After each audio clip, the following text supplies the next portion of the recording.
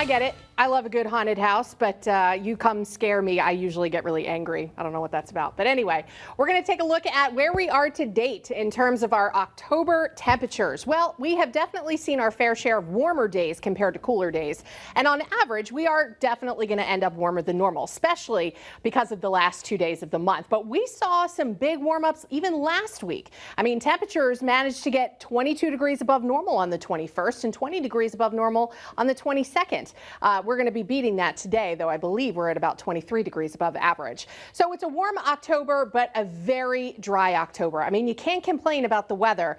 If you just, subtract the lack of rain that we really could use, it has been beautiful weather-wise this entire month for the most part. We've only had a couple of days of precipitation, very, very light stuff, but we still have a deficit of well over 4 inches for the month. So that put us in drought status, and the drought status is going to continue to worsen until we get some kind of significant pattern shift. And it doesn't look like that's coming as we head into the month of November. It is definitely still leaning warmer than normal. Good probabilities of above normal temperatures for the month. And as far as precipitation goes, the south looks quite dry, but the northeast, no real clear signal on going in either direction. However, this all comes in from the Climate Prediction Center. And if you remember at the beginning of the month of October, there was no clear signal on if we were going to be drier or wetter than normal for October. And we've been incredibly dry. So it doesn't really give you a whole lot of information, but it just sets you up for maybe a thought on how the month is going to go.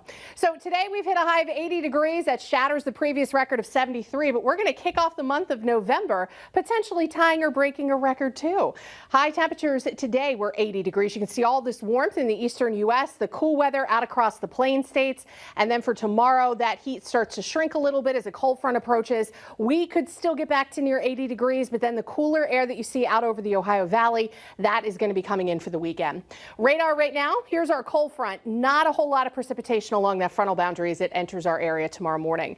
We'll have some patchy clouds and a good breeze throughout the rest of the night, staying mild, of course. Couple of showers tomorrow morning. We're talking 6 to maybe 9 a.m.